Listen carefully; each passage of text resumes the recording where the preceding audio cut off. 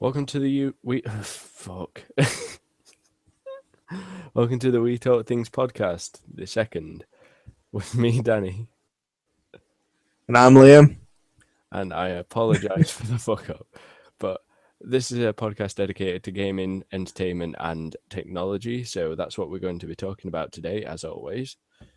And we shall start off by talking about Silent Hills, the PT, which we touched upon last week, but something's been revealed recently that people have been trying to sell PS4s with PT installed on eBay because obviously you can't buy it on the PlayStation market anymore.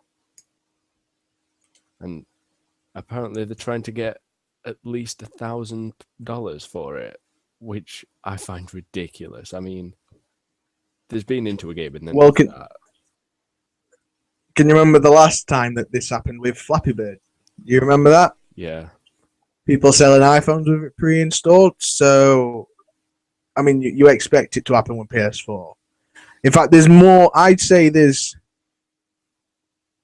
I don't know if there's. I'd say there's more chance of it selling because the Flappy Bird sold for stupid amounts. I mean, I think I saw in the news one of them's gone for like 10. One of them went for like 10 grand or whatever, just because it had Flappy Birds on it. So $1,000+ is actually small compared to what I consider it probably have been on for. Like I thought they'd probably be asking more. Yeah. Not that I'd pay more, but you know what people are like. Yeah, I would never consider paying that much just for a playable teaser. And I mean, yeah, you might be really into Silent Hills, but is it really worth $1,000 when you could get it for free before? I think it was free. Yeah, it's. I'm not sure, but I mean, I have friends that have got it on their PS4. That's how I played it. So I might just see if we can consider selling it, and I'll put it on my eBay, and they can go out, split cash with me. I don't mind taking 30%. Yeah, they can have 70. But no, it's crazy. That's still a decent amount, though, isn't it? No, yeah. I think the most expensive one that they found on eBay was going for like, well, it wasn't selling, but they put it up for like $3,000. Really? I mean, yeah, you get a PS4 out of it, but that's pretty much it. You may as well just buy a PS4. Which, in my opinion, I'm not really too fussed about, if I'm honest. I've played on it. I really don't like the feel of the controllers. Much more prefer the Xbox One. Right. See, I just thought I'd see if I could eBay now and see if there's any on. But there's one that's a rare PlayStation 4 games bundle, and it's rare because it has Silent Hill playable trailer on. But I mean, this is asking actually a really good price. Its starting price is £350. Yeah, that's not so bad, that's nothing that's. I mean, you're getting a I mean, PS4 with it. Don't get me wrong, it's not the best price. You could get a new one for $350, but if you really wanted a rare playable teaser, then that's a lot more in a price range rather than thousands of dollars. But you wouldn't exactly call it a rare one because a lot of people did get it. Oh yeah, no, there'll be lots on there still on it. Yeah. So you have to look at it this way. That had to be one of the biggest downloaded like digital content on PS4 yet. Well, it was one of the first things available for the PS4 as well, wasn't it? It was out very early at the PS4's release. So a lot of people have downloaded it purely because it's a free playable teaser of Silent Hill. And there's a good, I'm not sure exactly how long it was, but there were a decent amount of content there for a free game. So anybody that didn't get it was either missed out on it or didn't fancy getting a horror game. Yeah. But, well, I mean, yeah. I don't know how people figured out. Like, I don't know if the sales was as good as it was when it was like first released because it wasn't really announced or anything. People just saw it on the marketplace and they were like, "Oh yeah, there's this thing. It looks weird." Like, because the icon for it didn't really give anything away. It was just a couple of trees and it said PT on it. So I think Yeah, when word got out, yeah. it was a Silent Hills playable teaser. Everyone just went People went ballistic. for it a lot more. Yeah.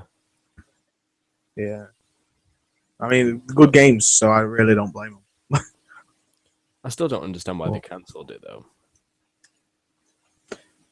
I don't. But you know, it's one of those things they'll either tell us or they won't. I don't think we'll ever really find out unless anything's like leaked. Yeah. So you know, it's one of those things. But as long as they said that the Silent Hill franchise should continue, so as long as it does and they don't lose quality, then I don't mind waiting a bit longer for a Silent Hill game. Yeah. Speaking of things that are continuing, let's talk about The Witcher 3 Wild Hunt. Yeah, I've not played it yet, but I really, really, really, really, really want this game so bad. I Is it out now recently then? just played. Yep, it's out, and it looks incredible. The gameplay looks incredible. I've watched so many videos on it already. The storylines for The Witches are incredible. I played both 1 and 2. I played 2 more recently than 1, but obviously I played them in order. But the thing with The Witcher is as well, the storyline's incredible. Like the storyline's actually a real. It's a Polish company that makes The Witcher, and the Witchers. I didn't know about this until after I read on it, and this is why I think I'm really into. I'm a massive nerd when it comes to lore and game lore. So like World of Warcraft lore, I know like in and out. Elder Scrolls lore, I know in and out because I like backstories. And it ends up that the Witcher games are actually kind of a spiritual sequel to an actual book and folklore of a Witcher called Geralt of Rivia. So it's really cool. And I don't really want to give any spoilers for anybody, although the Witcher 1 game has been out for a while. But the Witcher 1 game takes place, I think, directly after the book. Well, the folklore, because the folklore ends in him being stabbed in the chest with a pitchfork, and you never know what happens to him. As far as you know, he's died. Right. And then in the game, he comes back and he's got amnesia and he's got all his scars, and he just knows he's been. And then he finds out, obviously, through the games, he slowly recollects his memory. So it's a really cool kind of like spiritual successor to the folklore, which is really badass. And the folklore makes him so much more badass if you know about that as well as the game. And oh my god, just could speak so much about that game because it's just so good. And there's a reason why Liam's talking a lot about this is because I know nothing about The Witcher because I haven't played it. I really recommend it. It was actually on offer the other week on Steam, which probably should have got, but you know. Yeah, a bit late. Although, do you really play many Steam games? No, my laptop can't handle it. I've got to wait until I get a gaming PC first. Fair enough. Well, when you do, it'll probably be even cheaper anyway at that point, and they're just such good games. So good. I recommend you go out and buy the console versions then if you can't, because I love it. So that game is just, I mean, it visually looks incredible as well, like so nice. And the cutscenes for The Witcher are some of the best that I've watched because you get so in depth in the story, and it's kind of like, in a way, it kind of reminds me of. Did you ever play Dragon Age games? I think I played a bit of one of Inquisition. I think it was. Yeah, I hope I'm not stepping any boundaries here for any Dragon Age fans, which I am as well, because some people might not like me saying that. In a way, they're very similar to the point that when I say they're very similar, I mean not exactly gameplay wise, but I mean like you meet people along the way and you can kind of, depending on how you interact with people, depends on if you eventually could get them into a party with you and become friends, and you choose different paths, and whichever path you pick's different. And just those games are just I love them. Yeah. Love them. Well, while we're still on the topic of games, Destiny. I don't know if you know much about Destiny. Nope. Or if you don't know about it, it's essentially and kind of like an MMO, and I'm gonna get wrecked for saying that, but it's always multiplayer. You're always in the lobby with Is it someone. is it the one that, and I'll probably get wrecked for saying this, that's made by Bungie and it already, and straight away as soon as I saw it, it incredibly reminded me of Halo straight away. Yeah, it's 100% made by Bungie. Just visually, it just looks like a Halo game that's not Halo. That's my opinion. I don't know if that's wrong to you, but now I've played it a lot, and I think it's quite reminiscent of Halo. And I've said to my friend, it's kind of like Halo with Borderlands, because you get to have like different tiers of rarity for weapons and armor. And, like, the best you can get is exotics, which are like really hard to come by. They've got a DLC out right now. Hold on, I'll be back in a sec.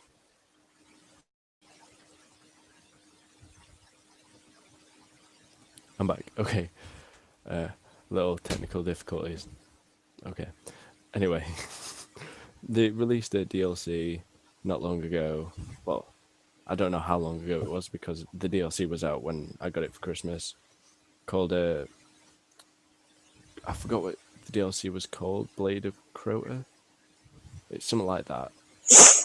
And most recently, they've announced the release of the expansion 2, which is called House of Wolves, and we're doing like a reveal kind of thing on Twitch, and it had like 170,000 people watching the reveal on Twitch, which is mental. I don't think I've ever seen that many people on Twitch at once, and it looks pretty good. It's meant to like revolve around elders.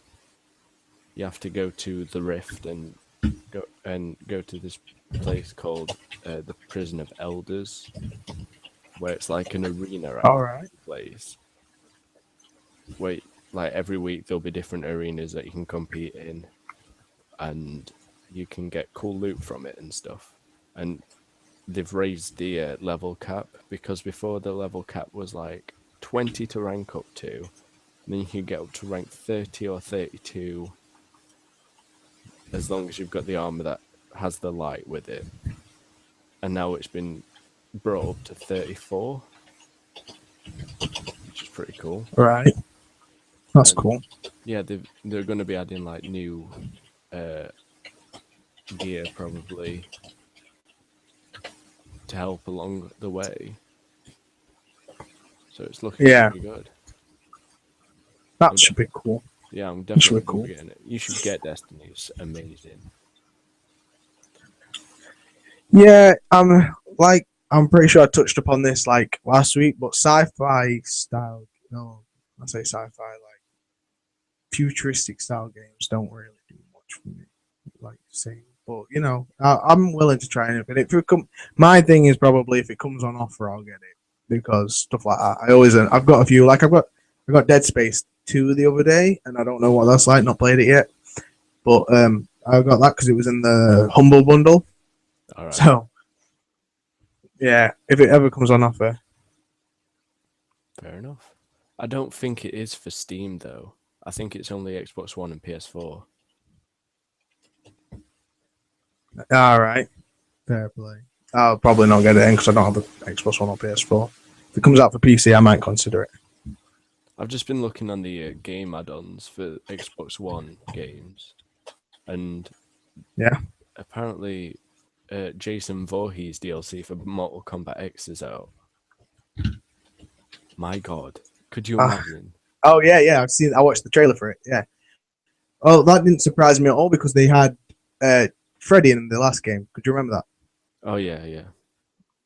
Yeah, Freddy was the member of the last Mortal Kombat game, so I kind of expected Jason, but they've always been kind of. I don't know if it's canon for them to be considered in the same universe, but they are. Like after the Freddy vs. Jason film, you know that Jason and Freddy are in the same universe. And it's always kind of been hinted on that Mortal Kombat was the same universe as well, so it makes so much sense and so much cool. Yeah. So much cool. That didn't make sense. So cool. It's going to be So much cool. like what his fatalities and stuff are going to be like. Is he just going to like Oh, get out, brutal. going to whip out his machete and cut someone's face off? But I know I can guarantee they'll be brutal. in the like They'll trailer be brutal. for it, kind of, you see his Yeah. mask fall off onto the floor. Really? Weird, yeah. It like shows you his feet, and then his mask falls to the side of him and falls over, and he walks off. And it's like, what? What's that? And if it's out, I'll guarantee there's going to be a video out for it, at least. So it's going to be kind of interesting to see what that's about. I don't know if you're. Yeah. I'm just on it now. It's on. Is it the 50-second one? The 50-second trailer. I'm not 100% sure. I think it is. See, this isn't the one I watched. I watched the. This is a gameplay trailer, but I watched a different one. I don't know if mine was there. Ooh, well, you can see some of his fatality looks by it. Anyway, he likes to go up and ooh, bless you. Ooh. Yeah, I quite like the look of this. I like Mortal Kombat anyway. Yeah, I'm definitely going to be getting it now. Yeah, it's cool. And there's only one thing, like the last add-on thing I want to talk about is it was brought to my attention today that by Hutch, I don't know if you know who he is, but he's a big gamer in Call of Duty. He was in Optic for a while. And he's like one of the OG commentators for Call of Duty. And he posted a gameplay video today of like a little add-on that Call of Duty do every time before a new DLC comes out, where they release like a new weapon that's going to be available in the next DLC. So last time there was the Ohm, which was pretty awesome. It was like an LMG cross with a shotgun, which you could switch on the fly just by pressing like right on the D-pad. But now they've got like a 6-barrel revolver, which looks amazing. It's meant to be like a 2-shot kill at within 20 feet or something, 3-shot from about 30 feet. And that's cool. It looks pretty cool. I don't know if it'll be like practical for use, but you don't have. It's not like the RW1, which is awful. I mean, yeah, it does high damage, but it's only one shot before you have to reload it. Whereas this revolver, you can just shoot it constantly for the 6 bullets, like all revolvers. That's cool. Yeah. Oh, that's cool. I think that's all I'm going to touch up on DLC. It's a little bit. I'd say it's a little bit overkill. Because speaking of overkill, oh, go on. You can start. Payday developers overkill creating Walking Dead game.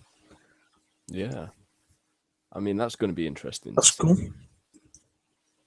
Yeah, I know. I think they'll do it good, especially if they put as much attention as they did in as they do into Walking Dead as they did in Payday, which is a really good game. Yeah.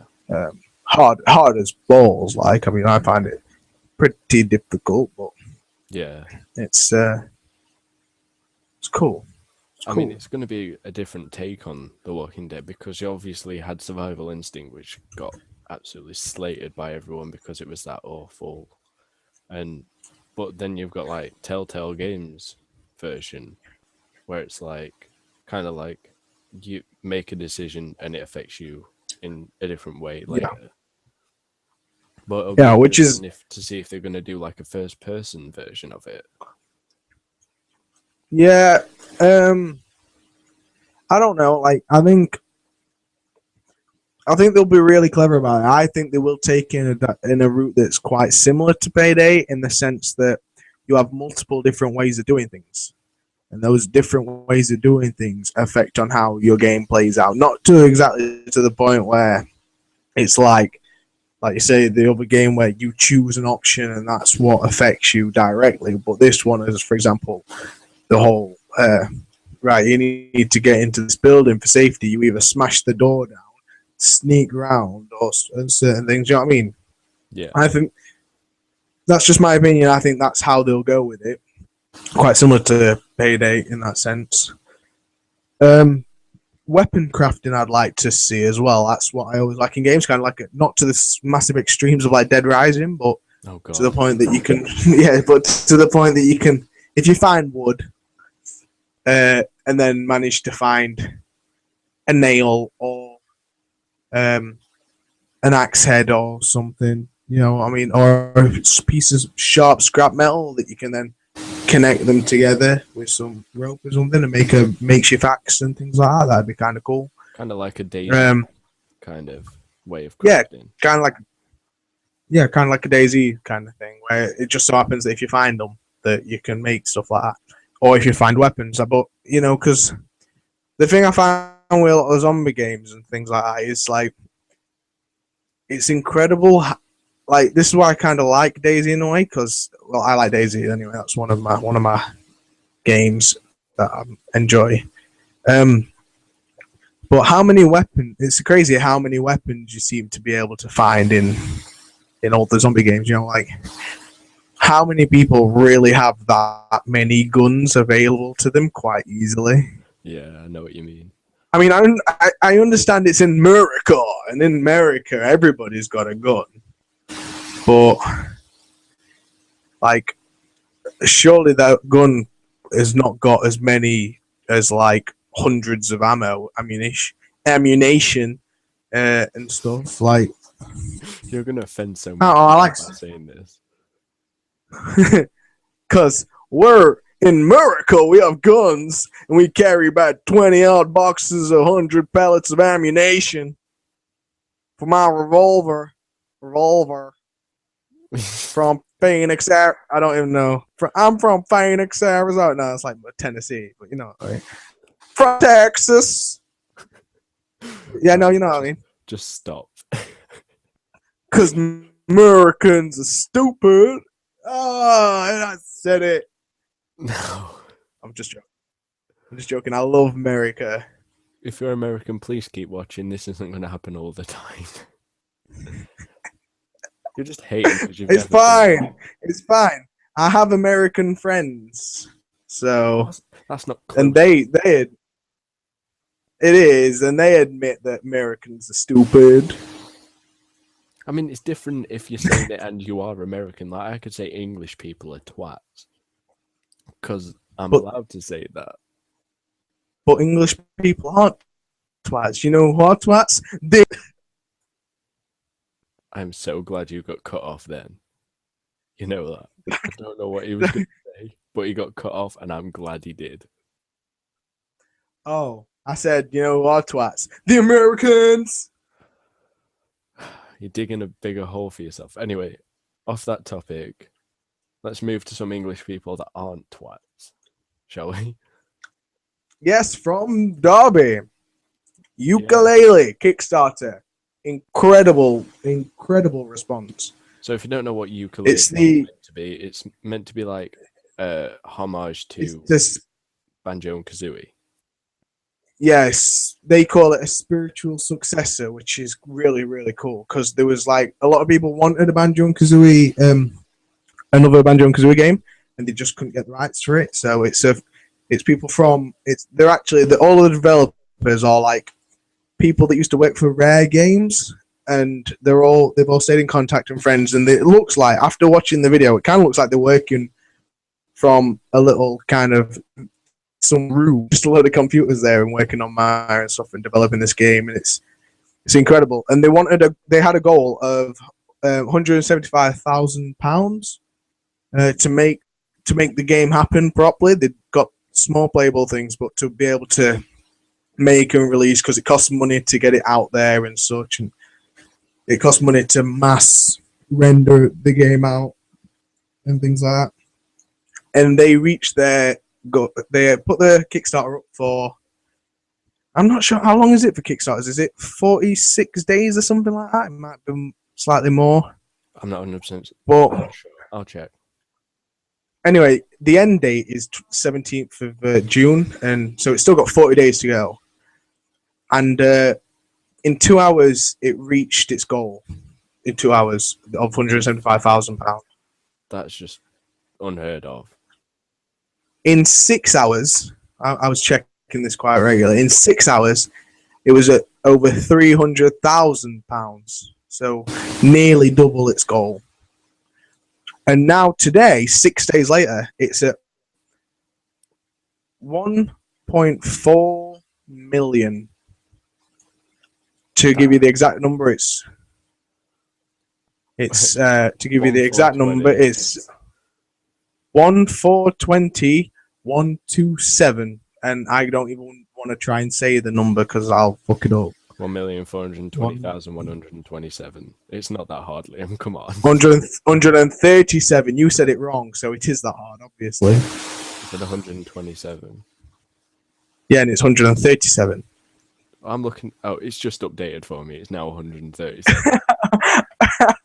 Someone's even recently. So in the point in which we just said that, someone had pledged tenner. So that's pretty good.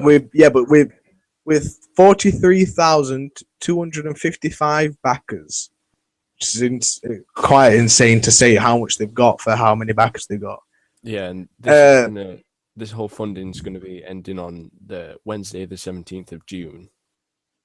So it's got a while to go. So I think it's going to keep. Obviously, it's sped up massively at the beginning. I think it's going to just keep slowly rising now. And it's end of the day, we know we're going to get the game in incredible quality now. So it's going to be really cool. Yeah, but one of the coolest features. Sorry, one of the coolest features I'm going to state is, which have all gone now, by the way. There was 15 available. And if you pledged £3,375, and if you are an American, that's $5,300. Approximately. You got to, you get coached by the Banjo and Kazooie voice actor, Chris Sutherland, and you get to be a character in the game, as well as all the other rewards that are mentioned. So that's really cool. It's really cool. I'm just looking. So I recommend the pledges right now, and there was a pledge for £55 or more, and you'd get an exclusive insert coin T-shirt, a digital deluxe, and a enhanced toy box. Plus, I'm not sure what that is. An enhanced toy box is a figurine of the characters. Oh, and you also got a backer-only ukulele T-shirt from respected clothing brand insert coin, plus the full digital deluxe package and all previous rewards included. That has been put up around about 4 times, or it might maybe on its 5th, and they have to keep to keep putting them up because they're all going. Yeah, they're in such high demand, and currently there's only 196 of the positions left for the £55 or more. They have 804 out of 1,000. Oh wait, yeah, no, I'm completely wrong. There's 804. No, there's 804 left out of 1,000. Yeah. Well, that just shows how many of the other 55 they had. So they've had 499 backers, 500 backers, 1,000 backers, 149 backers, as well as the backers that are now also pledging £55. They just have to keep putting them up because the amount that they made available. This is the crazy thing. Like, they have to keep putting them up because so many people are wanting to back this project, and the project's still going. That the amount that they originally put up available, the amount of backers that they had, have all been filled up, and it's like, so if they carried on, they wouldn't have been able to get any more money for it because they've had nothing else to offer because everyone's buying up all the products. So they have to keep putting more product in because they're at such high demand, and they've still got another 40 days to go. So it wouldn't surprise me if we see that come up another multiple times. Yeah, exactly. Obviously, the bigger prizes will have to all probably stay all gone because they're limited. Crazy, but the others, I imagine they'll keep opening them up on demand, and it's just crazy to think how well it's doing. I mean, I'd look to I've backed to tennis so I can get the Steam game when it comes out and stuff. So, and the previous award of it's nothing much, but it's getting my name in a special thanks in the credits. I mean, there's going to be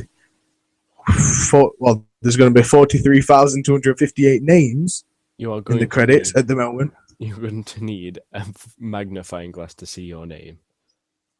Exactly. So, but I don't mind about that. It wasn't for that. I just want the game. But yeah. And there is a load of £90 pledges as well, because they've had to keep putting them up as well. Crazy. Over, like, at least, let's say, 1,500 backers for the £90 pledge, which is mental. And they've also brought back a second £170 pledge, as well as a 341. Oh my god, there's three £340 pledges back. That's crazy. Yeah. But there's a lot of big pledges. I mean, there's 15 people that have paid the massive $3,000 pledge so they can be voice actors in the game. That's a lot of people paying. It's a lot of money from 15 people. But I mean, if you've got the money to pay it, if I had the money to pay it, I'd do it. Yeah, I think they released the 5 backers one first, and then they were like, "Oh, we're getting so much money, we can put out more pledges for the £3,000 one," and that's just gone so quick. But as of right now, there is a £5,000 pledge where you get to have a VIP guest attendance at a live orchestra concert in Germany, as well as all the previous what are they called? Physical rewards. Yeah. And no one's got any of them yet, which is surprising considering so many people, in like relation to how much it is, has pledged 3,000. You would have thought someone would have pledged 5,000 by now. Yeah, well, yeah, kind of. But then it's also like, is that just a bit too much for one person to not play? Like, not saying that they've set it too much, because for what you get, it's bang right. Like, I'd say £5,000 spot on, but it's like some people just might not have that type of money available to them to spend out on the game. It'll get backed. There's no doubt in my mind that eventually it will get backed.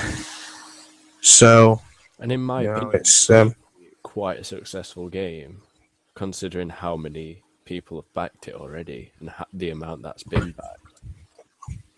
Oh yeah, it's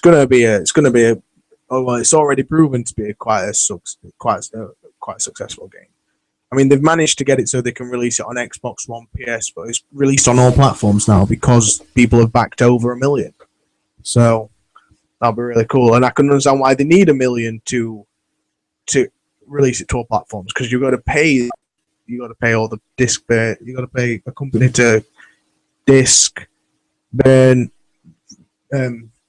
release the game itself. So I mean, that number's only going to go up from now. So it's what's crazy to me though is they've got this little pie chart on the website on the Kickstarter, and it shows you how all the money's being spent, like percentage wise. I think it's right down at the bottom. Look at the amount of the game that goes on to taxes. Are you on it? I'm trying to find it now. Right at the very bottom. It's, well, I say right at the very bottom. It's very close. Nice pie chart. It's budget. Yep. The game's being 10% on development and audio and music. 5% is going on development, Q&A, and Polish. I'm not sure what that means. Polish. 5% they pay Polish. That's it. Polish, not Polish. Aha. Dyslexia. 5% is going to Kickstarter fees, which is understandable. 4% payment processing, 8% reward fulfillment. So that's making sure that everyone gets what they deserve. 8% business costs, legal, officers, website, etc., which is quite understandable.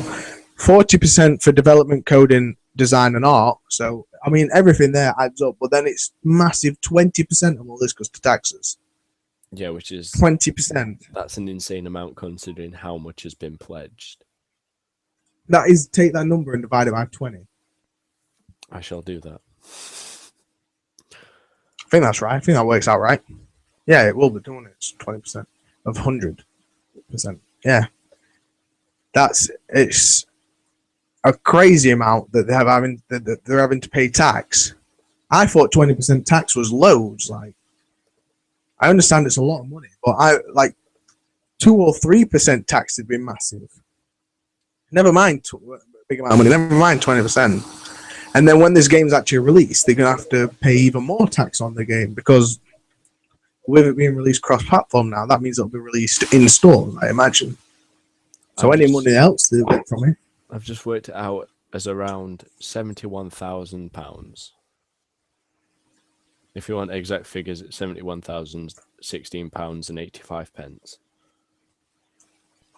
at crazy. the current pledge, which has gone up by £200 since we've started talking about it.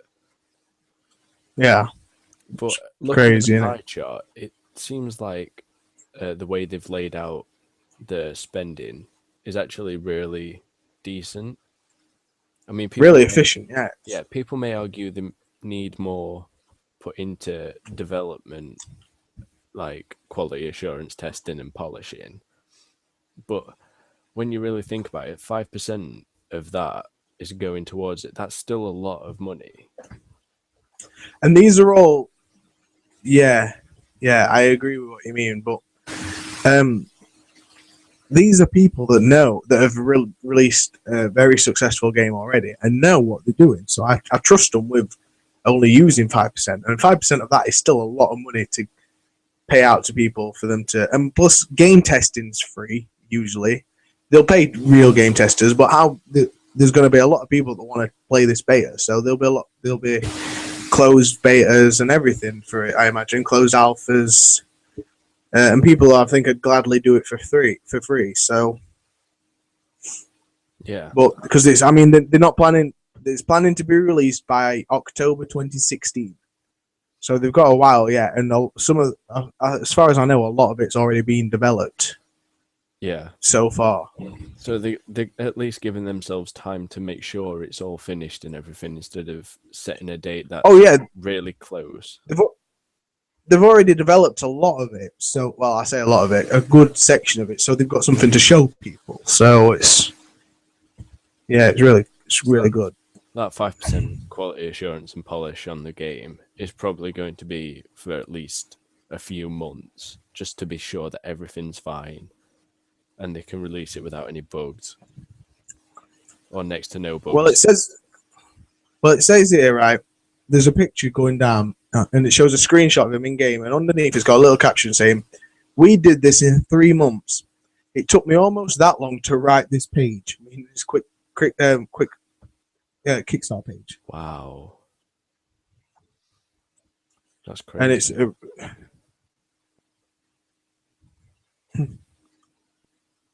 but if it's anything like Banjo and Kazooie Nuts and Bolts, I think I'll thoroughly enjoy this.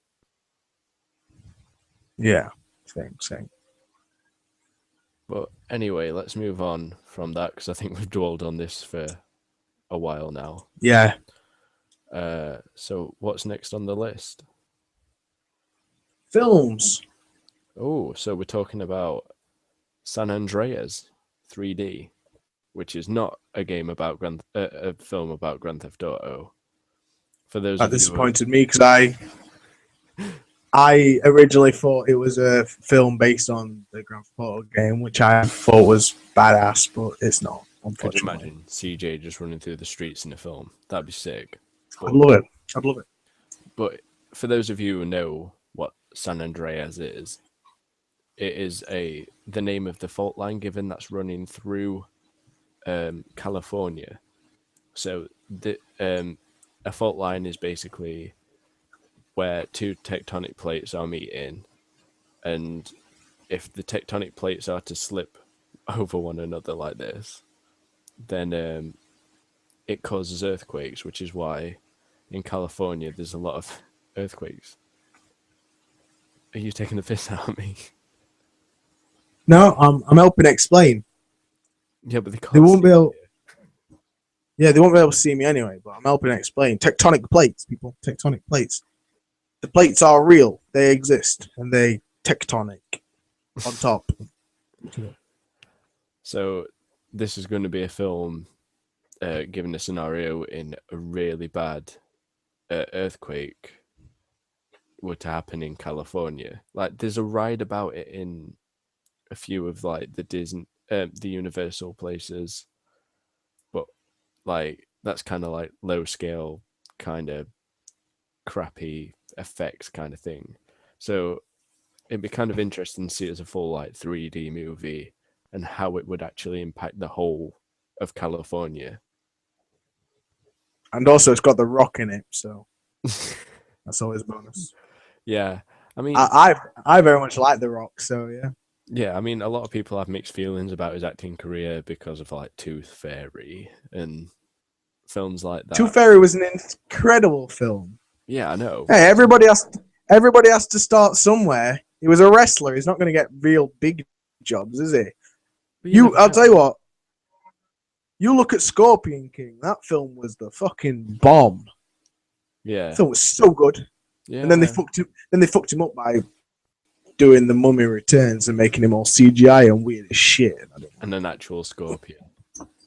The film was good, but he didn't have to make him into a big scorpion. But anyway, his acting's Tooth Fairy was a sick film. Tooth Fairy 2 was even better. I haven't seen that. Except for it didn't have The Rock in it. It's like a trailer park dude. But yeah, good shit. That's probably Game Plan as well as another good one. The Rock is a great father figure. Have you seen Fast 7 yet? Yeah. Oh my god. See, he's such a badass. He's such a badass dad. He didn't get much screen time in that film though. But no, I thought I'm not going to spoil it. Screen time when they did it. Yeah, they might have had other things going off. I imagine at the time that was all being kind of reshot and everything, it'd have probably been making this film as well, kind of alongside. So they wouldn't have been able to have as much screen time as they probably wanted.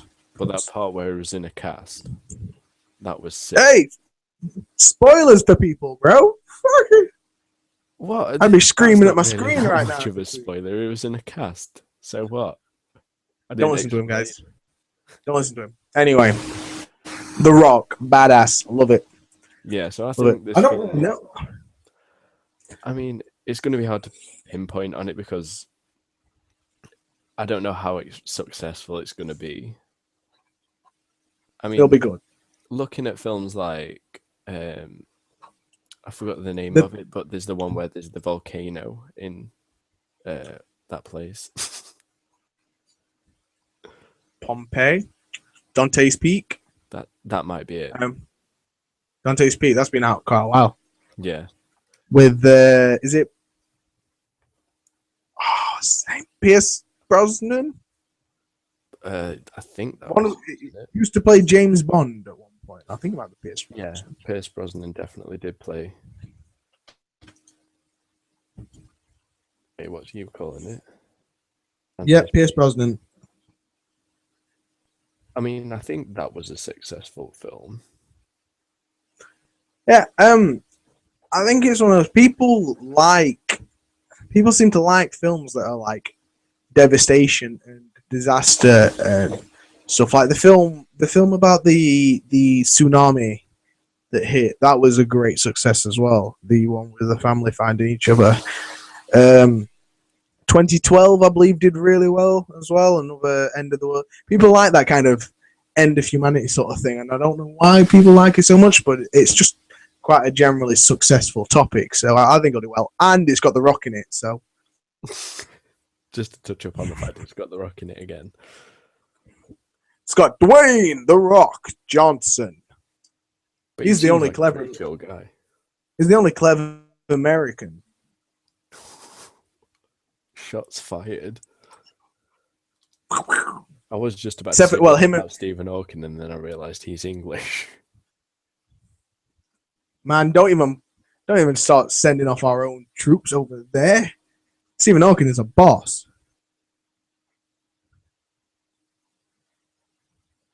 But yeah, no, Vin Diesel's pretty cool as well. It's a shame he won't cameo in it. That'd be nice. Should we just start naming people who are really cool? I am Groot. Have you seen the rap battle between Groot and Hodor? Did you watch Game of Thrones? Oh God, I can't imagine what There's it's a rap. gonna be like. It is so good. It's just Groot and Hodor rap battling. And obviously, you know, Hodor only says Hodor, Hodor. And I am Groot. And it's just like Hodor, Hodor, Hodor, Hodor, Hodor, Hodor, Hodor. And it's like, I am Groot, I am Groot, I am Groot, I am Groot, I am Groot. And it's proper cool. But then if you put, and I was watching it, I'm kind of like, why am I listening to this? Because all it was is that. And then I click the subtitles. And it ends up the subtitles are written so that it actually writes real words that they're rapping to each other. Oh right. It is so cool. So I was sat listening to it, watching it, like, oh yeah, they're just saying I am Groot and so, and then it's like, someone told me about it, and like I was watching it, and someone says one of my friends was saying, and yeah, if you click the subtitles, the thing she just found it out. So I went on and watched it without, and I'm like, really, subtitles? Boom! Whoa! Fucking anyway. Yeah. That's Vin Diesel. Oh, that's a bit off topic. You just like But I think totally that's brought flashbacks to that time when you know, the guy who did Ladder Goat. He watched a video to do with this black guy doing a PS4 review, and he put subtitles on at one point. He said PlayStation to try and make it do something like voice commanded, and the subtitles came up saying racism makes me sad.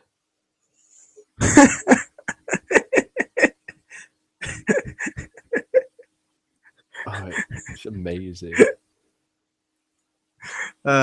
Anyway, technology. We'll go to technology because that's it for films for me for my thing until some more start to come out. Yeah, we'll touch up on ones that are closer to home when they get closer to the date. And so yeah, move on to technology. Not long ago, a couple of months maybe, a bit longer, Microsoft announced this thing called HoloLens, which is essentially going to be like a kind of like a virtual reality kind of thing. It's like normal glasses, but they project things like Minecraft blocks onto like a table, let's say. Say like you had a table and you looked at it and you activated this somehow, it'd show like Minecraft blocks and you could actually like change them, delete them and stuff like that. And obviously this is going to have way more uses than things like that. But recently, which I found kind of interesting, was that they made a deal with Unity for it. And if you don't know what Unity is, it's a free to use game development engine.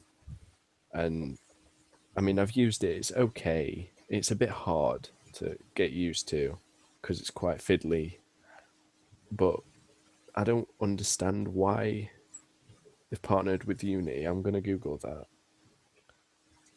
But Well, Unity is actually a really good game engine if you get the paid for version. The reason it's so hard is because a lot of people get the free version when there's a paid for version, which makes life a lot easier for you. So I looked into that. So that'll be what they're using. Obviously, they'll be using the very, very high end version. yeah, It should be cool. But I I mean, the HoloLens sounds weird to me. It sounds like it's just a catastrophe waiting to happen. You're just going to get kids that are actually swinging shit at desks because they think they get blocks on there and stuff. And I mean, yeah, I think it's going to be mainly focused at people who want to do it, like use it for practical uses like business and stuff. Because if you think about it, you could use it potentially for business conferences and things like that. If you were an architect or something, like you could all oh yeah, these HoloLens things, and then just go, whoop like that, and then a massive like skyscraper that they've designed appears on the table in 3D, all 360-degree, so they can walk around it and have a I look at it. I'll tell you what I like use for it for is when I use ZBrush, and I'd like to use it for sculpting. If they could give you like your ball and you could use your hands kind of to sculpt it, but it's virtual. That'd be kind of nice for me. And you can choose your brush selection by swiping your hand somewhere or something, and do little things like that. Indents, extrudes. That'd be quite nice. I'd like that. Actually, I think I've seen a But video surface from somewhere where someone was essentially using an Oculus Rift to do that sort of thing. They had like a yeah, special Oculus kind Rift. of pen. They have a selection of Oculus Rifts at my university for certain projects. We've had a lot of students make Oculus Rift virtual reality levels, which is really cool. And I think some of them use very similar sort of. And I don't think they did that exactly, but we had people that's like you can walk in to big mansions and stuff, and you just got your Oculus Rift on. Obviously, that's what it does, but it's kind of cool. Yeah. So But that's because my university is badass. I'm just reading up on VR Focus right now, and it's saying that most of the tools that are going to be used within the HoloLens are going to be developed using Unity tools. So, I mean, they're not being very specific with what sort of tools and what they're using it for. They just said a lot of the apps and games that they're going to like include with it are going to be used by Unity. Yeah, they're gonna have to make it not too complicated because obviously there's only so much you could do while you're wearing glasses. But Yeah, it's not like you can fit a massive like no, card in there. yeah, exactly. I mean, it'll be one of those. I'll never be able to afford it or get it, but it's you know, it'll be cool to see how they take it. Yeah, definitely. And I mean, it's kind of a shock that I found out is that for those of you who know what Hearthstone is, it's kind of like a card game where you play monsters and secrets and stuff. You have to defeat your opponent. Developed by Blizzard, and it's actually the just sorry to butt in on you. But it's actually the cards are characters and items and spells from the World of Warcraft games and the Warcraft games, and the characters that you play as are figurative characters from the Warcraft histories and stuff, and large members of the Warcraft variety for each different class of cards that you're playing. Anyway, sorry, carry on. Yeah, and it's kind of a surprise to me to learn that Hearthstone was developed with Unity. I mean, visually, you would never guess it. Well, you can saying that visually, it's not like something has to have a particular style in the Unity engine. Like the difference is they used a lot of their own artwork, and obviously, well, they used all of their own artwork and stuff. They won't have used anything that's in engine features. Well, they'd have obviously used the engine to create it, but they wouldn't have used anything that's like in engine items. It's all completely made by themselves, so they're going to be able to get the look that they want because it's their own complete artwork. I mean, I was saying this earlier. Like at university, we use Unreal Engine 4. That which is also free now, and that's obviously the games that you make in that are obviously as good as the models and everything that you import into it. Yeah, people say they don't like it, but the people that I've talked to, that like you, for example, you said you didn't really like it that much, did you? It were a bit weird. Yeah. But like I say, it's because you're using in-engine features that were already existing. Whereas when you create your own game, you use your own artwork, your own models, your own design, your own style to completely shape the game to how you want it to look. So just because it's made in the Unity engine, don't expect it. It don't really surprise me because there's a lot of engines that people use that you don't expect. Yeah. I mean, I'm not very savvy on game engines. I've only ever played around with Unity and, as you said, Unreal Engine. But, I mean, considering this is Microsoft and, like, I expect them to be pushing it with Windows 10, definitely. I mean, looking Yeah, at the yeah. screenshots of what it can kind of do, it looks like it'll include a Windows 10 sort of interface to it. I was actually going to upgrade to Windows 10, saying that to say the next topic being that Windows 10 said to apparently reach 1 billion devices by 2018, which doesn't surprise me at all because it's Windows. It'll be on everything. And I mean, I don't know if the expectations are